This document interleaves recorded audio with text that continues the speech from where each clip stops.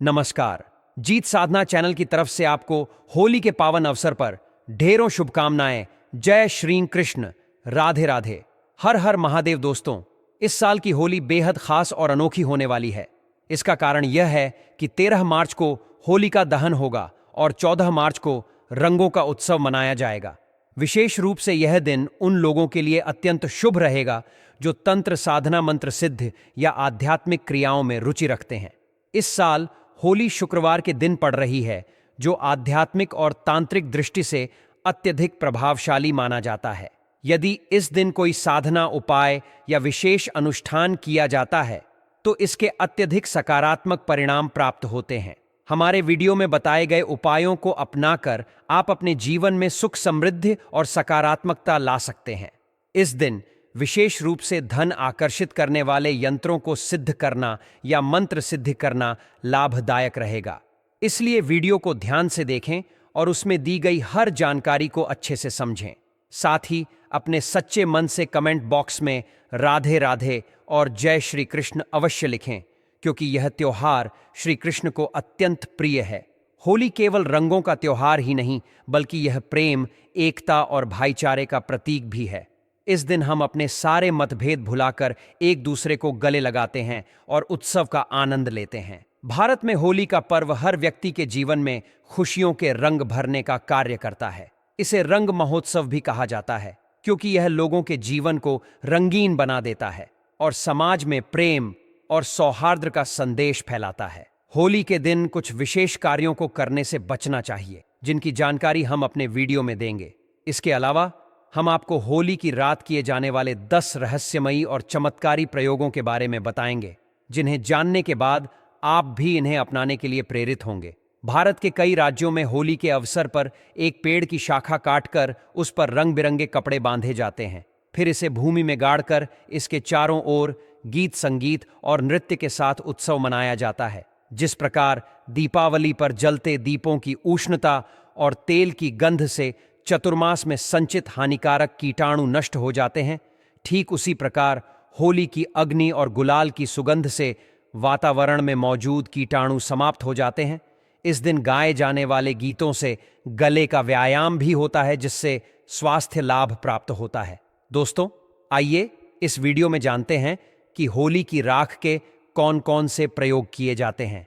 मैं आप लोगों को बताना चाहूंगा होली की रात कब प्रयोग बताने के बाद यकीन मानिए आप भी होली की राख को रखना शुरू कर देंगे। और यह फिर कोई साधारण राख नहीं है। ऐसा माना जाता है होलिका माता को ब्रह्मदेव का आशीर्वाद प्राप्त था। होली चाहे तो किसी को भी भस्म कर सकती थी। अगर आप चाहे तो होली की रात को अपने घर में रखते हैं तो यह बड़ी से बड़ी आपके घर में किसी भी प्रकार की नकारात्मक शक्ति हो, उसे भस्म करने का काम करेगी। चलिए इस समय आप लोग को 10 एवं चमत्कारिक प्रयोग बता दूं। इससे पहले आप सभी लोगों से निवेदन करना चाहूंगा, वीडियो पसंद आएगी तो वीडियो को लाइक जरूर करना और इस वीडियो को अपने फायदे के लिए पूरा जरूर देखना, क्योंकि दोस्तों अधूरा ज्ञान हमेशा खतरनाक साबित होता है। मन में कोई डाउट है, कोई क्वेश्चन है तो कमेंट बॉक्स में बिल्कुल ही पूछे, आपकी मदद की जाएगी। हमारा चैनल आप सभी दर्शकों का परिवार है। तो दोस्तों, यदि कोई व्यक्ति निरंतर बीमार रहता है और काफ़ी दवा कराने के बावजूद भी रोग में कोई लाभ नहीं हो रहा है, तो होली दहन के समय देसी घी, 2 लौंग, 1 बताशा, 1 पान का पत्ता, इन सभी वस्तु को होली जलाने वाली आग में डाल देना है और अगले दिन होली की रात को रोगी के शरीर पर आपको लगाना है। तत्पश्चात गर्म जल से स्नान कराना है। तो इस उपाय से रोगी शीघ्र ही समस्त हो जाएगा। कोई व्यक्ति अभिचार कर्म करता है, जैसे आपके ऊपर टोना जादू करता है, मारण है, विद्वेषण, उच्चाटन है, सम्मोहन है, वशीकरण है, इसे तांत्रिक क्रिया कहा जाता है। तो अगर कोई व्यक्ति आपके ऊपर में तांत्रिक क्रिया करता है तो आपको करना क्या है?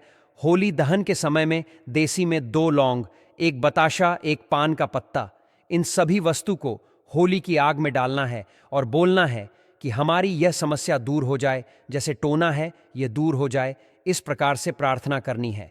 इसके बाद प्रातःकाल सुबह आपको होली की राख को लाना है और इसे पूरे शरीर पर आपको लगा लेना है और गर्म जल से आपको स्नान करना है। तत्काल आप देखेंगे आपके ऊपर में क्या तंत्र विकार, टोना जादू, भूत प्रेत, यह सब भस्म हो जाएंगे और आप स्वस्थ हो जाएंगे।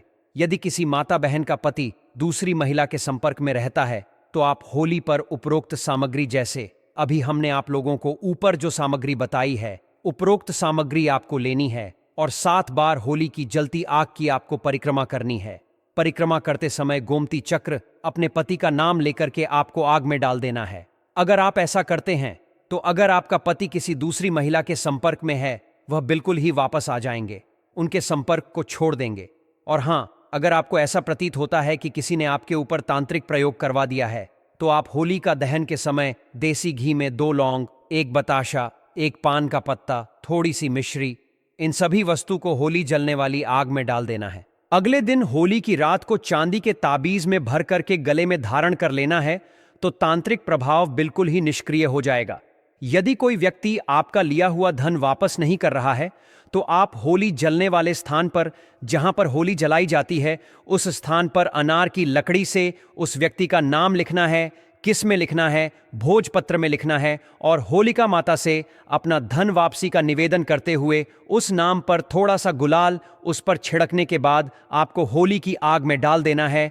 बिल्कुल ही आपका धन वापस मिल जाएगा। दोस्तों, अगर आप किसी से शत्रुता समाप्त करना चाहते हैं तो होली का दहन के अगले दिन उसी स्थान पर रात्रि 12 बजे जाकर होली जलने वाले स्थान पर अनार की लकड़ी से भोजपत्र पर उस शक्ति का नाम लिखना है, फिर उसे बाएं हाथ से मिटा देना है। उस स्थान की थोड़ी सी राख लाना है और अगले दिन उस व्यक्ति के सिर पर उस राख को डाल देना है। तो ऐसा करते हैं तो व्यक्ति आपके प्रति शत्रुता का जो भाव रखता है, दुश्मनी का भाव रखते हैं, वह समाप्त हो जाएगा। और भी इसके जबरदस्त चमत्कारिक गुप्त प्रयोग बताऊंगा। वीडियो को आधे बीच में छोड़ करके नहीं जाना है। यह वीडियो 10 मिनट की बन वाली है। 10 मिनट की जानकारी आपके जीवन को बदल करके रख देगी। यदि आपकी जन्मपत्री में कोई ग्रह दूषित हो तो आप होली दहन के समय देसी घी में 2 लौंग, 1 बतासा, 1 पान का पत्ता, इन सभी वस्तु को होली जलने वाली आग में डाल देना है और अगले दिन उस रात को लाकर के सर्वार्थ सिद्ध योग में अब ग पर भी सर्च करके देख लेना कि होली का दहन के समय और होली का दहन के दिन सर्वार्थ सिद्ध योग कितने बजे हैं। होली का दहन की सुबह ठीक है तो सर्वार्थ सिद्ध योग में इसे शुद्ध करके बहते जल में प्रवाहित कर देना है। होली की राख को सर्वार्थ सिद्ध योग में प्रार्थना करना है, इसके बाद शुद्ध जल में बहा देना है। तो यदि आपकी जन्म पत्रिका में कोई ग्रह दूषित है, आपको नुकसान कर रहा है, नुकसान करना बंद कर देगा। अगर आपको राजपक्ष से बाधा आ रही है तो आप होलिका के उल्टे फिर प्रारंभ करें।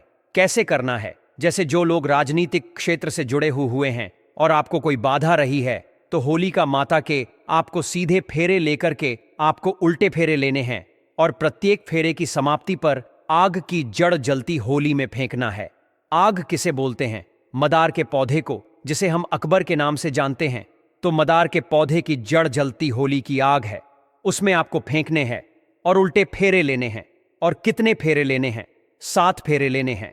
तो इस उपाय को करने से आपको राज्य पक्ष में, राजनीतिक क्षेत्र में जो परेशानी आ रही है, सारी बाधाएं समाप्त हो जाएंगी। दोस्तों, वास्तु दोष से मुक्ति पाने के लिए होली दहन के अगले दिन आप सर्वप्रथम अपने इष्ट देव को गुलाल अर्पित करें। अपने निवास के ईशान कोण पर पूजन करके गुलाल चढ़ाएं और आपको प्रार्थना करनी है। और आप चाहे तो थोड़ी सी होली की राख ला सकते हैं और ईशान कोण पर रख सकते हैं, चढ़ा सकते हैं। तो यह उपाय करने से आपके घर के सारे वास्तु दोष समाप्त हो जाएंगे। दोस्तों, यदि किसी के ऊपर में कोई भय का साया है तो वह होली पर 1 नारियल, 1 जोड़ा लन, पीली सरसों, इन सभी वस्तु को लेकर के पीड़ित व्यक्ति के ऊपर से 21 बार उतारा करें और होली की अग्नि में डाल दें। सारा दुष्प्रभाव समाप्त हो जाएगा। कैसा भी भय हो, जैसे कि भूत प्रेत का भय हो, शत्रु का भय हो, परीक्षा का भय हो, राजनीति का भय हो, कैसा भी भय हो, वह समाप्त हो जाएगा। दोस्तों, यदि आपको बार बार आर्थिक हानि का सामना करना पड़ता है तो आप होली दहन की शाम को अपने मुख्य दरवाजे की चौखट पर 2 मुखिया का दीपक बनाएं और चौखट पर थोड़ा सा गुलाल छेड़ा करके दीपक जला करके आपको रख देना है। दीपक जलने के साथ ही मानसिक रूप से आर्थिक हानि दूर होने का आपको निवेदन करना है। तो यह उपाय होली के दिन कारगर सिद्ध होता है। आपको जो आर्थिक हानि हो रही है वह आर्थिक हां होना बंद हो जाती है। चलिए 2 प्रयोग और बता दो, इसके बाद वीडियो समाप्त करूंगा। दोस्तों, किसी बालक अथवा बड़े को शीघ्र ही नजर लगती है तो होली दहन के समय देसी घी में 2 लौंग, 1 बतासा, 1 पान का पद, इन सभी वस्तु को होली जलने वाली आग में डाल देना है और अगले दिन होली माता को प्रार्थना करने के बाद होली की राख लाना है और इसे तांबे या चांदी के ताबीज में भर कर के गले में धारण कर लेना है। धारण करते ही नजर दोष लगना बंद हो जाएगा। कोई कितना भी बड़ा तांत्रिक आपको नजर क्यों ना लगा ले, वह नजर नहीं लगेगी। और एक अंतिम पाय बताना चाहूंगा। होली की राख का दोस्तों ऐसा माना जाता है, होली की राख को लाल कपड़े में बांध करके, होली की थोड़ी सी राख को लाल कपड़े में बांध के अगर आप अपने धन स्थान पर रखते हैं तो ऐसा माना जाता है यह धन की जावक को रोकता है, अर्थात आपके अत्यधिक खर्च को रोकता है, और यह धन की आवक को बढ़ाता है, अर्थात यह सभी ओर से धन को आकर्षित करता है, धन को खींचने का काम करता है, ऐसा भी माना जाता है।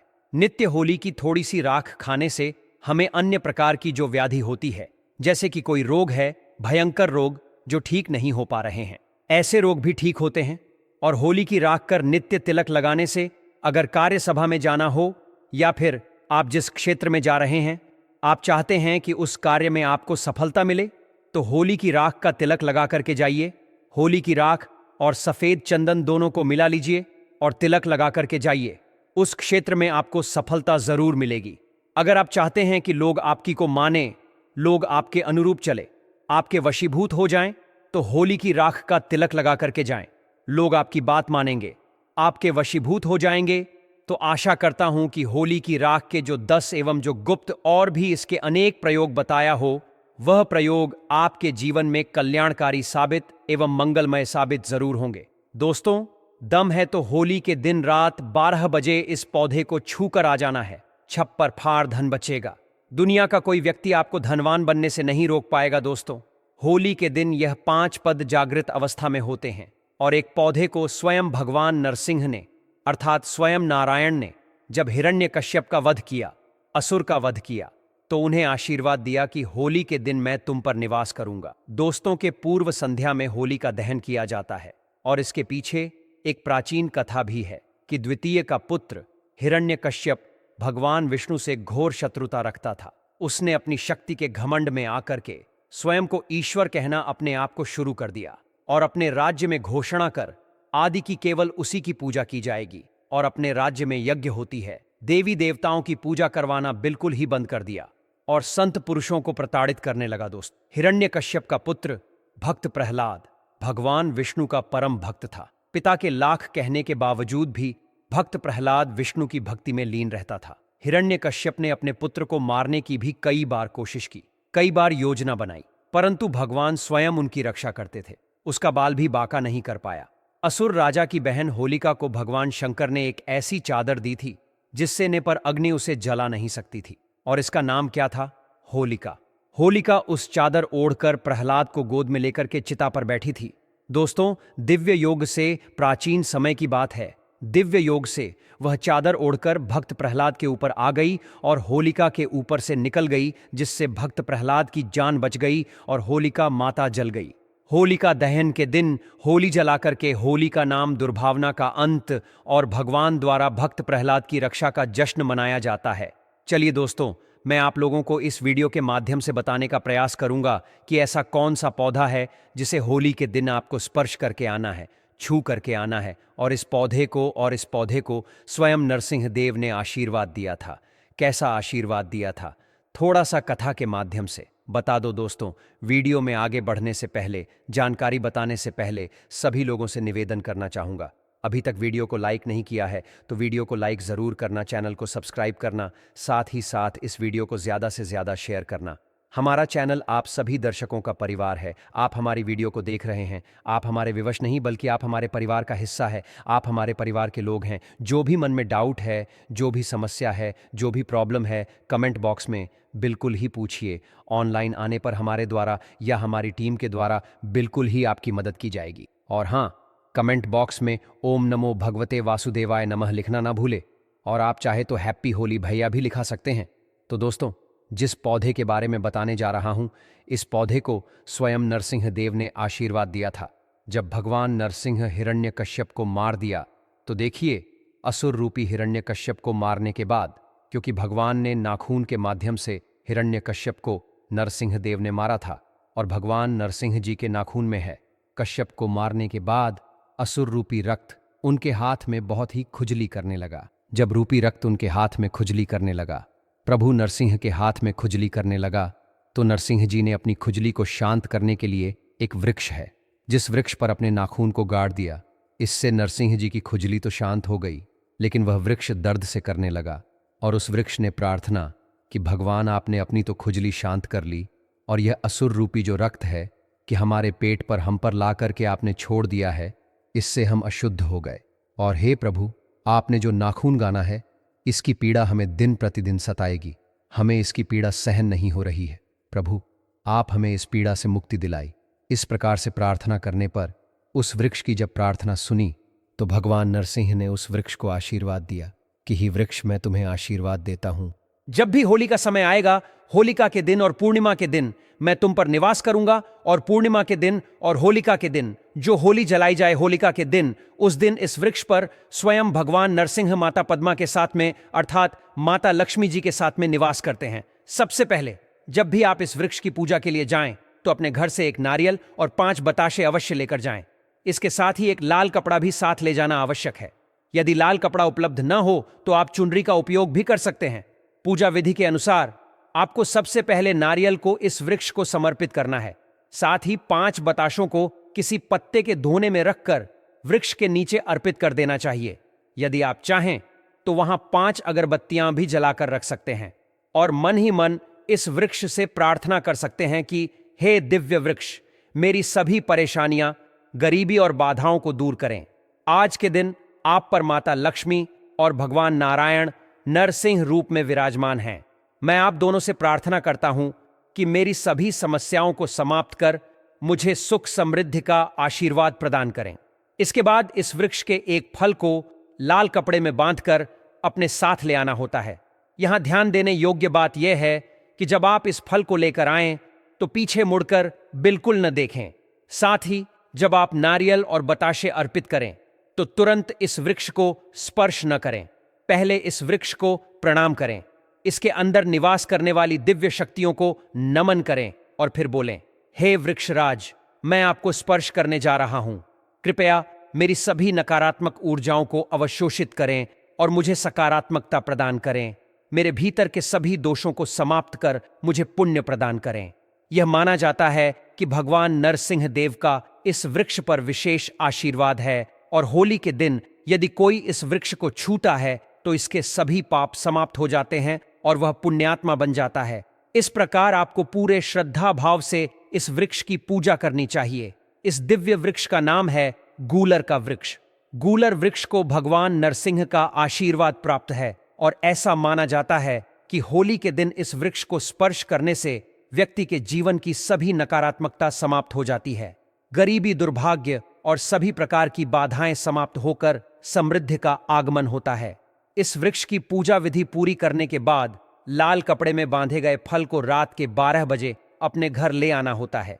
इस फल को घर में धन रखने के स्थान जैसे तिजोरी, गल्ला या किसी अन्य सुरक्षित स्थान पर रखना चाहिए। विशेष रूप से ध्यान देने वाली बात यह है कि इस उपाय को करने के बाद इसके बारे में किसी को भी नहीं बताना चाहिए, यहां तक कि अपने परिवार के सदस्यों को भी नहीं। गुप्त रूप से किए गए उपाय अधिक प्रभावशाली होते हैं और शीघ्र फल देते हैं। शास्त्रों में भी कहा गया है कि होली के दहन के समय टूटा हुआ गन्ना अर्पित नहीं करना चाहिए। इससे नकारात्मक प्रभाव उत्पन्न हो सकता है और दुर्भाग्य बढ़ सकता है। इसलिए पूजा में पूर्ण और स्वच्छ वस्तुएं ही अर्पित करनी चाहिए। यदि आप होली के अग्नि में गन्ना चढ़ाते हैं तो ध्यान दें कि वह ताजा और हरे पत्तों से युक्त होना चाहिए। अधूरी या टूटी हुई वस्तुएं अर्पित करने से अधूरा फल प्राप्त होता है। इसी प्रकार होली के दहन में कभी भी पानी वाला नारियल नहीं अर्पित करना चाहिए, यह पाप का कारण बन सकता है। हमेशा सूखा नारियल ही होली की अग्नि में अर्पित करें। पूजा में उपयोग होने वाली किसी भी वस्तु को पहले पूरे परिवार का स्पर्श करवाना शुभ माना जाता है, जिससे उसका प्रभाव संपूर्ण परिवार को प्राप्त हो सके। शास्त्रों में यह भी उल्लेख मिलता है कि होली माता को घर का भोग अत्यंत प्रिय होता है, इसलिए जो भी भोजन आपने घर में बनाया हो उसे होली माता को अर्पित करना चाहिए। लेकिन ध्यान दें कि भोग में गुजिया की संख्या 3 न हो, या तो 2, 5, 7, 11 या 21 की संख्या में गुजिया चढ़ाए। 1 या 3 की संख्या में अर्पण करने से अधूरा फल प्राप्त होता है। इन सभी बातों का ध्यान रखकर यदि आप होली के दिन यह उपाय करते हैं तो निश्चित रूप से आपके जीवन में सकारात्मक परिवर्तन आएगा। आपकी मनोकामनाएं पूर्ण होंगी, समृद्धि आपके जीवन में प्रवाहित होगी और आप सभी प्रकार की आर्थिक परेशानियों से मुक्त होंगे। तो दोस्तों, इस उपाय को अपनाकर अपने जीवन को सुख समृद्धि से भरें और माता लक्ष्मी की कृपा प्राप्त करें। यदि आपको यह जानकारी उपयोगी लगी हो तो अपने विचार हमें कमेंट में अवश्य बताएं और जय माता दी अवश्य लिखें।